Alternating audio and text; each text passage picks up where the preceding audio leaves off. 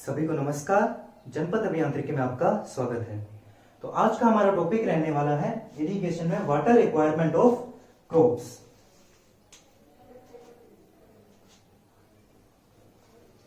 तो water requirement पर हम बात करते हैं तो सबसे पहले हम रीजन देखेंगे कि डिफरेंट डिफरेंट रीजन में वाटर की रिक्वायरमेंट कैसे हो सकती है।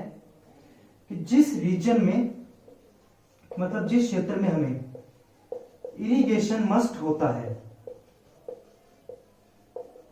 उस रीजन को तो हम बोलते हैं हमारा एरिड रीजन, ठीक है। और जिस रीजन में इरिगेशन की इतनी ज्यादा जरूरत नहीं पड़ती, इरिगेशन नॉट रिक्वायर्ड, ठीक है, मतलब कि वहां पर रेन वाटर से काम चल जाता है, इतनी रेन वहां पर बरस जाती है कि सक्सेसिव इंटरवल पर कि हमारा खेतीबाड़ी का काम चल जाता है। जहां पर रेन वाटर से काम चलते हैं उन रीजन्स को बोलते हैं हम सेमी एरिड रीजन्स, ठीक है। अभी जो वाटर रिक्वायरमेंट होती है डिफरेंट डिफरेंट रीजन के अलग होती है। जैसे कि मैंने आपको बताया यहाँ पर रेन वाटर है तो यहाँ पर इरिगेशन की या तो रिक्वायरमेंट कम होगी या फिर इरिगेशन के बिना काम चल जाएगा। उसके बाद ये जो रीजन है इसमें इरिगेशन की रिक्वायरमेंट ज्यादा है कि इसमें मस्ट है, बारिश तो हो नहीं रही, अगर हो भी रही है तो इरेगुलर बरस रही है वो, और इरेगुलर है या फिर उसका टाइम है, कभी बरसती है कभी नहीं बरसती, एक प्रॉपर टाइम इंटरवल भी नहीं है, इसलिए यहाँ पर वाटर रिक्वायरमेंट बढ़ जाएगी। इसी के साथ साथ हमारी वाटर रिक्वायरमेंट कुछ अदर फैक्टर पर भी डिपेंड करती है।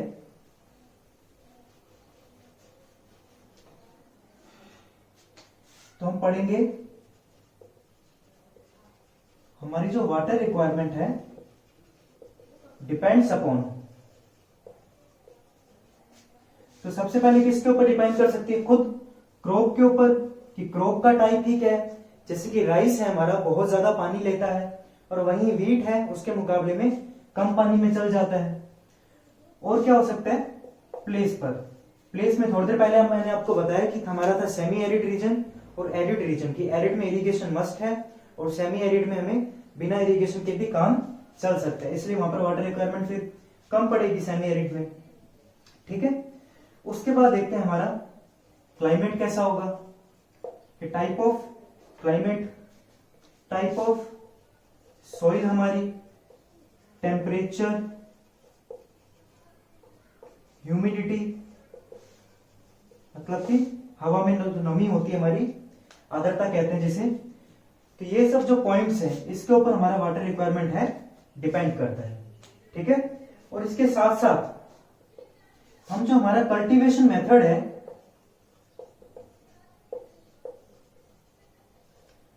एंड वाटर एप्लीकेशन मेथड,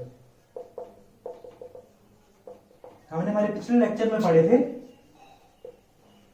कि different different water application method होते हैं। जैसे कि हमारे क्या क्या मेथड है, हम पढ़ते हैं free flooding, furrow irrigation, sprinkler irrigation, drip irrigation. उसके हिसाब से भी हमारी वाटर रिक्वायरमेंट है जो चेंज होती रहती है कि ड्रिप इरिगेशन है उसकी एफिशिएंसी सबसे ज्यादा है तो वाटर की रिक्वायरमेंट कम होगी। उसके बाद अगर फ्री फ्लडिंग करते हैं और स्लोप सरफेस है तो वाटर की रिक्वायरमेंट फिर बहुत ज्यादा हो जाएगी उधर। तो इस प्रकार ये कुछ पॉइंट है आपको आपसे जनरली ऑब्जेक्टिव टाइप के क्वेश्चन में पूछ लिए जाते हैं। आगे हम पढ़ेंगे ड्यूटी और डेल्टा के बारे में। एक चीज तो होता है हमारा डेल्टा और एक चीज होती है हमारी ड्यूटी। जनरली हम इसमें कंफ्यूज हो जाते हैं कि किसको डेल्टा कहें किसको ड्यूटी कहें। तो डेल्टा को डिनोट तो किया जाता है ग्रीक सिंबल डेल्टा से, ठीक है। तो ये क्या रहता है, ये होता है हमारा total depth of water required by crop in entire base period. यहां पर मैंने क्रॉप पीरियड की जगह बेस पीरियड इसलिए बोला है क्योंकि पानी जो लगाया जाता है वो फर्स्ट वाटरिंग और लास्ट वाटरिंग के बीच के टाइम को हम बोलते हैं बेस पीरियड, इसलिए मैंने बेस पीरियड बोला है। हालांकि प्रैक्टिकल कैलकुलेशन के लिए हम बेस पीरियड और क्रॉप पीरियड को एक समान ही मान लेते हैं, ठीक है। तो ये तो होता है हमारा डेल्टा, और उसे मेजर किसे करते हैं हम, डेप्थ के अंदर, कि इतने मीटर हमारे, कि मान लीजिए कि 10 हेक्टेयर का एरिया था, ठीक है, उस पर मैंने 5 mm डेप्थ का वाटर खड़ा कर दिया और ये वाटर परकोलेट नहीं हो रहा, सीप नहीं हो रहा, बिना परकोलेट और सीप हुए 5 mm डेप्थ का जो पानी उसके ऊपर खड़ा हुआ है वही हमारा क्या कहलाता है, डेल्टा। और जो डेल्टा होता है उसके एंटायर बेस पीरियड यानी कि क्रॉप पीरियड के दौरान लगाया जाता है। ठीक है, अब हम पढ़ेंगे ड्यूटी के बारे में। तो ड्यूटी हमारी क्या होती है कि मैंने ले लिया 1 मीटर क्यूब पर सेकेंड, यानी कि 1 क्यूमेक मैंने डिस्चार्ज ले लिया। इस डिस्चार्ज के थ्रू मैं जितने हेक्टेयर एरिया को, ठीक है, हेक्टेयर एरिया को मैं इरिगेट कर सकता हूं, वो मेरी क्या कहलाती है, ड्यूटी। और इसकी यूनिट क्या हो जाती है, हेक्टेयर पर क्यूमेक। ठीक है, जब क्यूमेक दिया होगा तब क्या होता है, मीटर क्यूब पर सेकंड, और जब आपको क्यूसेक लिखा होता है तब क्या होता है, फीट क्यूब पर सेकंड। ठीक है, तो इसमें आप कंफ्यूज ना हो कि अगर आपसे पूछ ले कि एक क्यूमेक का मतलब क्या होता है, क्यूसेक का मतलब क्या होता है, डायरेक्ट आपसे ऑब्जेक्टिव में क्वेश्चन पूछा जा सकता है। तो ड्यूटी हमारी क्या थी कि 1 मीटर क्यूब पर सेकंड डिस्चार्ज वाले, यानी कि 1 क्यूमेक वाटर से मैं कितना हेक्टेयर एरिया इरिगेट कर सकता हूं। तो ये मेरी क्या कहलाती है, ड्यूटी। याद करने के लिए आप ऐसे कर सकते हैं कि ड्यूटी कहीं भी किसी की लगती है, किसी एरिया में, मतलब हमने क्या देखना है, एरिया देखना है, तो यहां पर क्या हो गया, हेक्टेयर पर क्यूमेक। ठीक है, अब इन ड्यूटी और डेल्टा के बीच में एक रिलेशन होता है, काफी इंपॉर्टेंट है, जिसके ऊपर डायरेक्ट ऑब्जेक्टिव टाइप के क्वेश्चन भी पूछे जाते हैं। तो इनके बीच में रिलेशन है, delta D is equal to 8.64 B by delta. ये होती है हमारी ड्यूटी।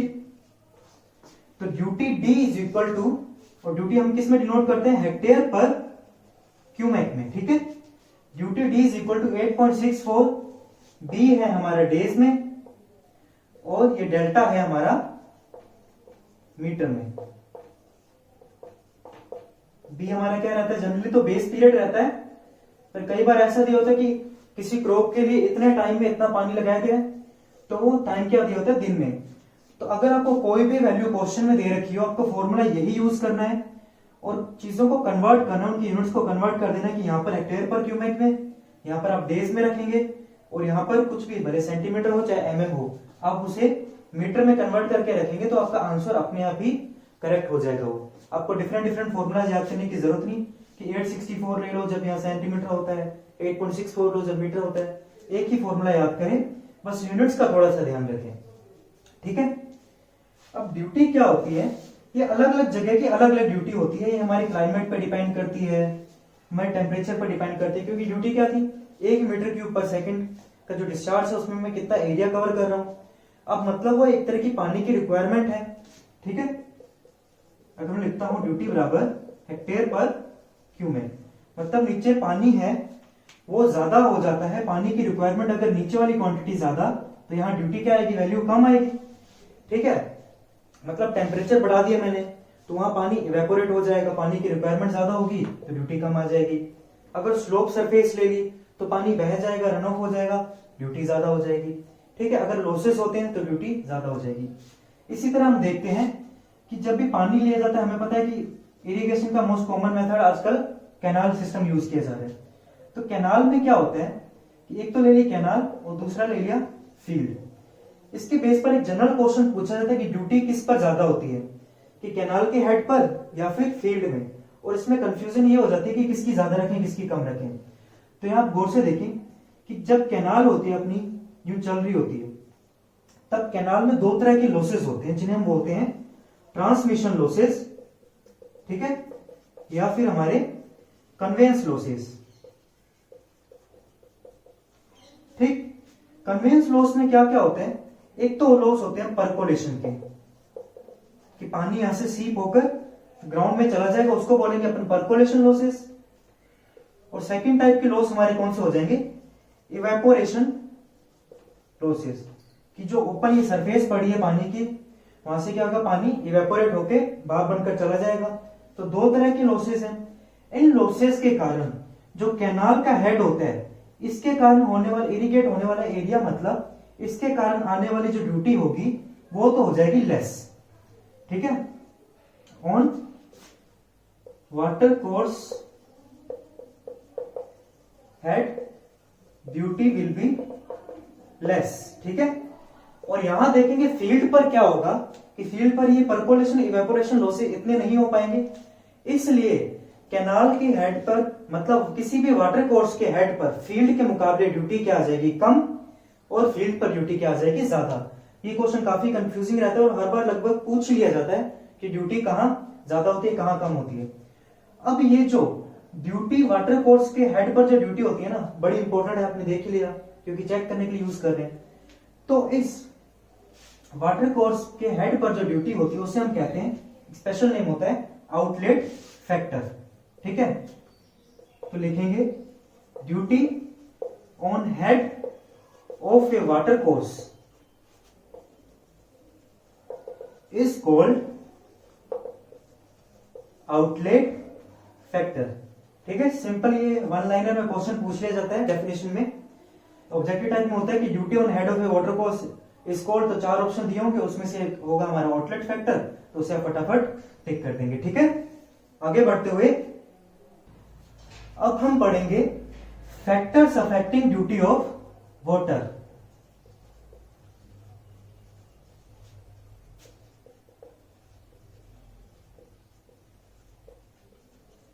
ड्यूटी हमें देखनी है कि हेक्टेयर, कितना हेक्टेयर एरिया कवर हो रहा है उस 1 क्यूमेक वाटर से। ठीक है, तो उसमें देखेंगे हम सबसे पहले ड्यूटी किसके ऊपर डिपेंड कर सकते हैं, खुद क्रॉप के ऊपर।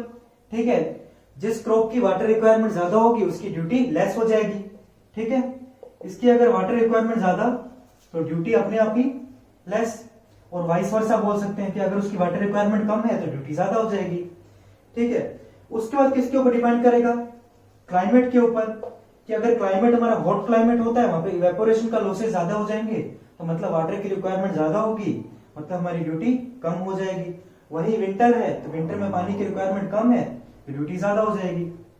ठीक है, टाइप ऑफ सॉइल के ऊपर, कि अगर हमारी सॉइल ज्यादा परमेबल है, मतलब उसमें से ज्यादा पानी परकोलेट कर जाता है, सीप कर जाता है, तब क्या हो जाएगी, उसकी ड्यूटी कम हो जाएगी क्योंकि वाटर रिक्वायरमेंट ज्यादा होगी। अब अगर हमारी क्ले जैसी सॉइल है, मतलब वाटर को रिटेन कर पाती है, तो उसकी ड्यूटी क्या हो जाएगी, ज्यादा हो जाएगी।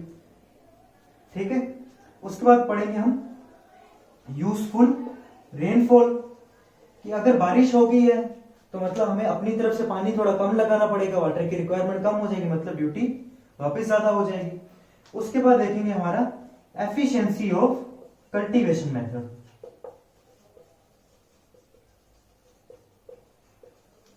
ये वापस वही हो गया कि अगर मैं स्प्रिंकलर और ड्रिप इरिगेशन जैसे मेथड यूज करता हूं तब तो मेरे पास वाटर की एफिशिएंसी ज्यादा आएगी, मतलब वाटर मेरा कम वेस्ट में जाएगा, लॉसेस कम है, मतलब मेरी ड्यूटी ज्यादा आ जाएगी। और वहीं अगर मैं फ्री फ्लडिंग वगैरह यूज करता हूं तब क्या हो जाएगा, मेरी ड्यूटी उस केस में कम आएगी। इसी तरह अगर मुझे ड्यूटी को इंप्रूव करना है मेरा, तो वहां पर क्या क्या होगा कि क्रॉप इस टाइप की हो कि पूरे साल मुझे ऐसी क्रॉप नहीं लगानी कि बार बार सेम क्रॉप यूज करूं जो पानी की डिमांड ज्यादा लेती है। एक बार ऐसी क्रॉप लो जो जिसकी वाटर रिक्वायरमेंट कम हो, ठीक है, एक बार ऐसी हो जिसकी ज्यादा हो, तो पूरे साल में वो ओवरऑल बैलेंस हो जाता है। और क्लाइमेट के हिसाब से आपको अपना जो कल्टीवेशन मेथड है वो भी इंप्रूव कर लेना चाहिए। सॉइल जैसे हमारी ज्यादा परमेबल है तो वहां पर आप स्प्रिंकलर मेथड यूज करो बजाय फरो इरिगेशन वगैरह के। और फिर भी अगर आपको ऐसे फ्लडिंग मेथड में से कोई चूज करना है तो फ्री फ्लडिंग की बजाय, फ्री फ्लडिंग बेसिक फ्लडिंग की बजाय आप कौन सा यूज करेंगे, हमारा फरो इरिगेशन। उसमें भी समवट वाटर की जो एफिशिएंसी है बाकी मेथड से ज्यादा आ जाती है। ठीक है, उसके बाद पढ़ेंगे हम हमारा डिफरेंट टाइप ऑफ क्रॉप। तो क्रॉप में हम देखते हैं कि क्रॉप के 2 सीजन होते हैं। ठीक है, मोस्टली जो सीजन यूज किए जाते हैं, एक तो होता है हमारा खरीफ का सीजन, ठीक है, और एक सीजन होता है हमारा राबी सीजन। तो राबी सीजन तो क्या होता है, इसको बोलते हैं हमारी विंटर क्रॉप्स। राबी सीजन में जो भी क्रॉप्स को उगाया जाता है, उनको सो किया जाता है, उसे हम बोलते हैं हमारी विंटर क्रॉप्स। और जो खरीफ के सीजन में उगाई जाती है उन्हें हम बोलते हैं हमारा समर क्रॉप्स। तो ठीक है, इनका टाइम इंटरवल बताते हैं कि कब से कब तक उगाई जाती है। ये समर में है, समर हमारी लगभग कब आती है, अप्रैल के महीने में। तो 1 अप्रैल से लेकर 30 सितंबर तक जो क्रॉप्स उगाई जाती हैं वो किस में आती है, हमारे खरीफ सीजन में, खरीफ क्रॉप्स में। और 1 अक्टूबर से लेकर 31 मार्च के बीच में जो क्रॉप्स उगाई जाती है वो होती है हमारी राबी क्रॉप। अब ऐसा नहीं है कि 30 सितंबर आ गया भाई अब तो फसल काटनी ही पड़ेगी, चाहे सूखे चाहे ना सूखे। ये थोड़े से डेटा होते हैं कि पूरे ऑल ओवर इंडिया में वैलिड है कि आप इससे भी इसके बीच में क्रॉप्स उगा सकते हैं। कि आपको ऑब्जेक्टिव टाइप में डायरेक्ट क्वेश्चन पूछ लिया जाता है कि जो खरीफ की क्रॉप है कब उगाई जाती है। अप्रैल के बाद में, तो एक आधा ऑप्शन होगा कि मान लीजिए जून आपके पास पहला ऑप्शन है तो आपको वो जून ही चूज करना पड़ेगा। ठीक है, अब देखते हैं इनमें कौन कौन सी क्रॉप्स होती हैं। जो राबी में क्रॉप्स होती हैं वो तो है हमारी वीट, बार्ले एंड ग्राम। आपने देखा होगा, बाकी तो आपको चाहे पता ना हो, कि वीट क्रॉप होती है, हम देखते हैं कि सर्दियों में जाते हैं वहां हरे हरे गेहूं के जो खेत लहरा रहे होते हैं। ठीक है, तो वीट क्रॉप कब होती है हमारी राबी सीजन में, तो आप उससे याद कर सकते हैं। उसके बाद खरीफ में हमारी कौन सी आ जाएगी, जिनको गर्मियों में बो रहे हैं, मतलब हमारा हो गया राइस हो गया, ठीक है, बाजरा हो गया, उसके बाद ज्वार हो गया और कॉटन हो गया। तो इस टाइप की डिफरेंट डिफरेंट क्रॉप्स हैं। अब आपने देखा होगा जो हमारी सर्दियों वाली क्रॉप है, मतलब विंटर क्रॉप है, राबी सीजन वाली क्रॉप्स हैं, तो राबी क्रॉप के लिए ये चीज याद रखनी है, इसका जो एरिया होता है इरिगेशन का वो ज्यादा होता है, कि इसमें ज्यादा एरिया इरिगेट किया जाता है। लेकिन जो वाटर होता है ना, वाटर रिक्वायरमेंट किसकी ज्यादा होती है, हमारी खरीफ वाले क्रॉप की। एग्जाम्पल के लिए आप सीधे सीधे याद रख सकते हैं, जैसे राइस है हमारा, कितना ज्यादा पानी खाता है। आपने देखा होगा कि खेत में सीधा पानी वहां पे खड़ा होता है और वहीं पे हम राइस हमारा बोते हैं उधर। ठीक है, तो वाटर रिक्वायरमेंट तो ज्यादा होती है हमारी खरीफ वाली क्रॉप्स की, और एरिया जो ज्यादा इसमें इरिगेट किया जाता है वो होता है हमारा राबी क्रॉप्स का। ठीक है, और कुछ क्रॉप्स होती हैं जो पूरे साल भर ही चलती हैं, उन्हें हम बोलते हैं हमारी पेरेनियल क्रॉप्स, मतलब कि 12 मासी क्रॉप्स। एग्जाम्पल के लिए इसमें एक ही याद रखेंगे आप, शुगर केन्स, और कब चलती हैं, पूरी 12 मंथ्स के लिए। ठीक है, तो 12 महीने जो बोई जाती है उन्हें पेरेनियल, जो इस सीजन में है समर में खरीफ, विंटर में है राबी। तो इस तरह से आपसे इसमें से कोई ना कोई ऑब्जेक्टिव क्वेश्चन पूछ सकते हैं। अब कई बार क्या होता है, जैसे खरीफ क्रॉप है, ठीक है, खरीफ क्रॉप इस सीजन से भी सितंबर से थोड़ी आगे अगर चली जाए, ठीक है, तो और पानी मांगेगी, तो और पानी मांगेगी और जगह मांगेगी, तो उसके क्या हो जाएगा, नेक्स्ट वाली क्रॉप के साथ में ओवरलैप हो जाएगा। ठीक है, और नेक्स्ट वाली क्रॉप के साथ इस ओवरलैप को जब हम अलाउ करते हैं, थोड़ा एक्स्ट्रा पानी देते हैं इस क्रॉप को, तब इस एक्स्ट्रा अलाउंस को क्या कहा जाता है, ओवरलैप अलाउंस। ठीक है, जो किसी एक सीजन की क्रॉप दूसरे सीजन में एक्स्ट्रा टाइम के लिए एक्स्ट्रा पानी की जो अलाउंस ले रही है, उसे हम क्या बोल देते हैं, हमारा ओवरलैप अलाउंस। ठीक है, तो इसकी डेफिनेशन आप खुद से लिख लेना।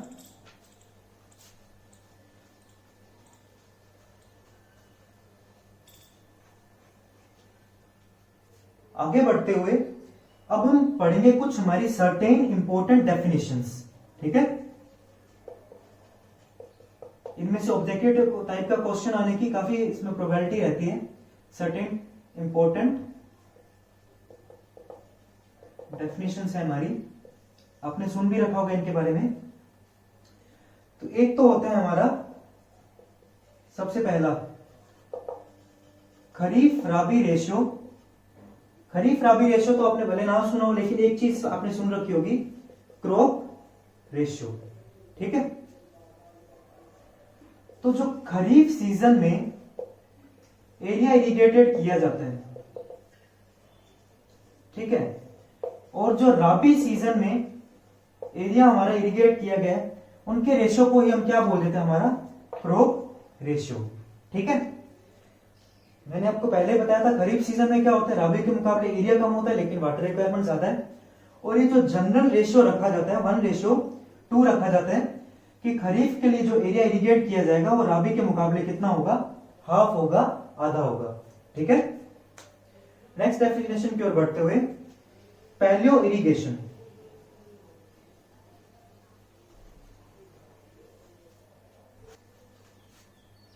आगे हम पढ़ेंगे पैलियो इरिगेशन। ठीक है, यह इरिगेशन क्या होता है कि हमने कोई क्रॉप को सो करना है। ठीक है, सोइंग करनी है, किसी क्रॉप को बोना है, लेकिन सोइंग करने से पहले क्या होगा, जो इससे पहले क्रॉप रखी हुई थी उसको हमें क्या करना पड़ेगा, हार्वेस्ट, मतलब कि काटना पड़ेगा। ठीक है, अब हार्वेस्ट करने के बाद क्या होगा, यहां पर जो सॉइल है उसमें क्या हो जाती है, मॉइस्चर की डेफिशिएंसी, कि जो पानी था सोइल के अंदर वो क्या हो जाता है, कम हो जाता है। कि पहले मान लीजिए इस लेवल पर था, उसके बाद क्या हो गया, गिरकर नीचे आ गया। तो नेक्स्ट क्रॉप को अगर हमें बोना है तो इसके सोइल का मॉइस्चर जो बढ़ाना पड़ेगा कुछ।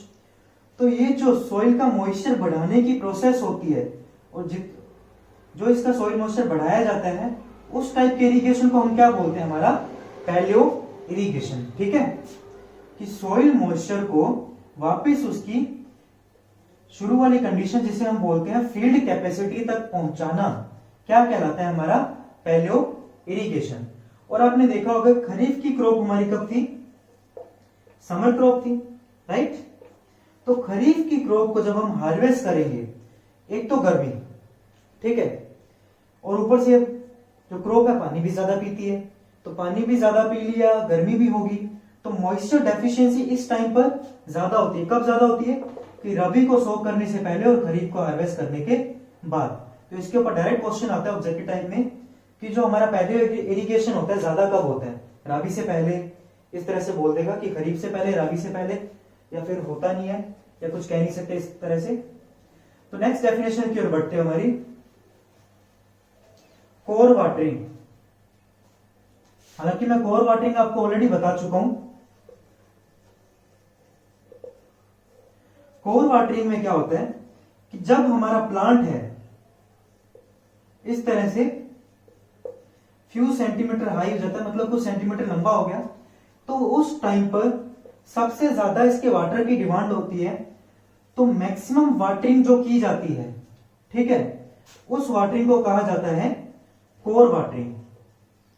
ठीक है, और जिस डेप्थ की ये वाटरिंग की जाती है उसे हम बोलते हैं कोर डेप्थ, और जिस पीरियड के बीच में की जाती है उसके क्या बोल दिया जाता है, कोर पीरियड। कोर पीरियड काफी क्रिटिकल होता है। अगर हमने कोर पीरियड में ये वाटरिंग नहीं की, उससे पहले कर ली या उससे बाद में कर ली, तो हमारी जो क्रॉप की यील्ड है वो डिक्रीज हो जाएगी, ऑप्टिमम ग्रोथ हमें क्रॉप की नहीं मिलेगी।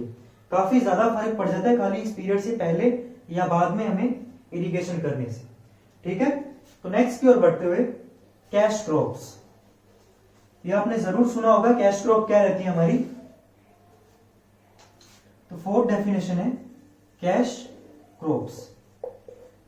तो दो तरह की क्रॉप होती है। एक तो क्रॉप क्या होता है, हमने कट की सीधा उसको, उसमें से कुछ निकाला और घर पे लेकर यूज कर लिया।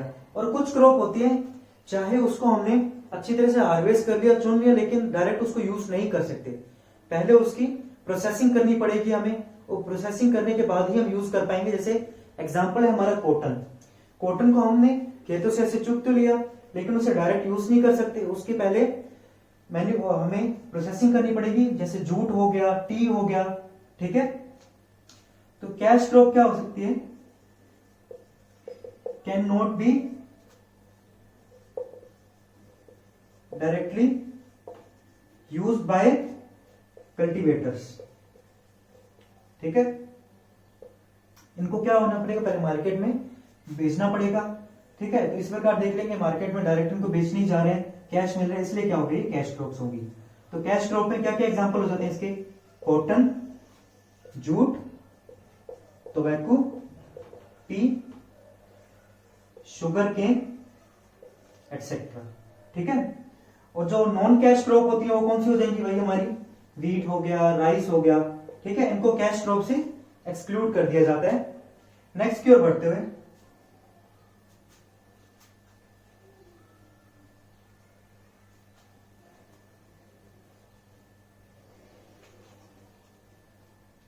Crop rotation.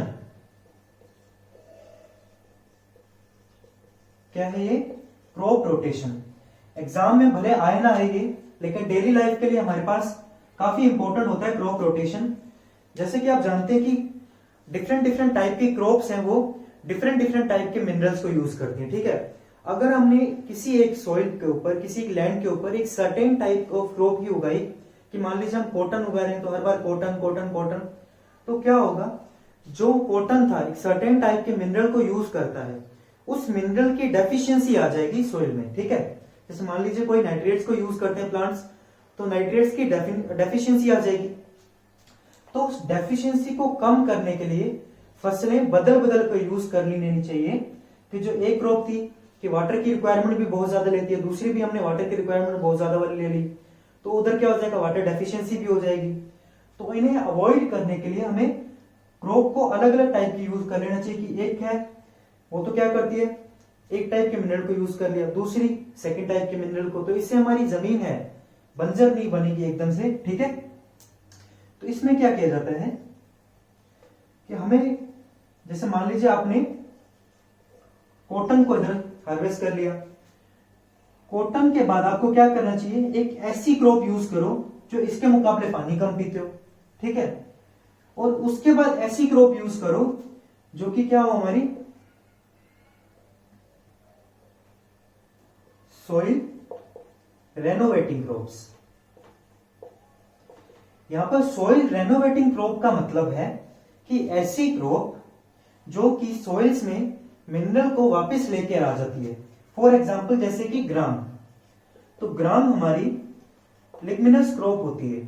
ठीक है, लिग्निनस क्रॉप का मतलब है ये नाइट्रोजन की जो रिक्वायरमेंट होती है सॉइल की उसको फुलफिल करती है। सॉइल के अंदर क्या कर देगी, नाइट्रोजन को वापस प्रोवाइड करा देगी। इसलिए मान लीजिए कि हमने कॉटन उगा ली, तो कॉटन के बाद वीट के बाद हमें क्या उगाना है, ग्राम वगैरह उगाना है। तो क्रॉप का रोटेशन करना बहुत जरूरी है। अगर एक रोटेशन इसका इसलिए भी जरूरी है कि मान लीजिए आपने क्या किया कि क्रॉप दोनों जो क्रॉप्स हैं बहुत ज्यादा पानी लेती हैं। अब पानी अगर सॉइल के अंदर ज्यादा हो गया तो मैंने जो पिछले लेक्चर में बताया था वाटर लॉगिंग, तो वाटर लॉगिंग हो जाएगी।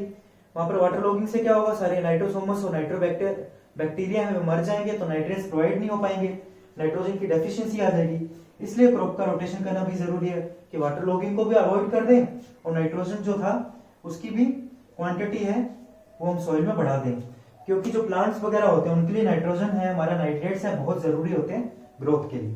ठीक है, तो यहाँ पर जो हम पढ़ेंगे कि क्रॉप रोटेशन में हम कौन कौन सी क्रॉप यूज कर सकते हैं। एक तो है कॉटन, वीट और ग्राम। एक हम यूज कर सकते हैं वीट के बाद ज्वार और ज्वार के बाद ग्राम। ठीक है, या फिर आप कर सकते हैं कॉटन के बाद ज्वार और ज्वार के बाद ग्राम। ठीक है, तो इस तरह से क्रॉप है। और जनरली हमसे ऑब्जेक्टिव में ये भी पूछते हैं कि ग्राम कैसी क्रॉप है, लिग्निनस, जिसका मतलब है नाइट्रोजन की जो डेफिशिएंसी है उसको पूरा करती है, नाइट्रोजन प्रोवाइड कराती है। ठीक है, उसके बाद पढ़ेंगे हम, नेक्स्ट टॉपिक है हमारा ऑप्टिमम यूटिलाइजेशन ऑफ वाटर।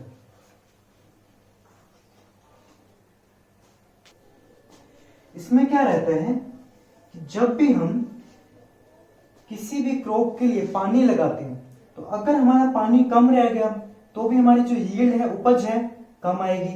अगर पानी ज्यादा हो गया तो भी उपज क्या आएगी, कम आएगी। तो इसको हम समझते हैं ग्राफ से। इसके वर्टिकल एक्सेस पे तो क्या होगा, क्रॉप की यील्ड। ठीक है, और हॉरिजॉन्टल एक्सेस पर वाटर की डेप्थ। ठीक है, कि पानी को हम डेप्थ में मेजर करेंगे। शुरू में क्या होगा, धीरे धीरे जैसे जैसे पानी की डेप्थ बढ़ाई, जैसे जैसे पानी ज्यादा मैंने इंक्रीज किया, इरिगेशन ज्यादा किया, तो यील्ड बढ़ेगी।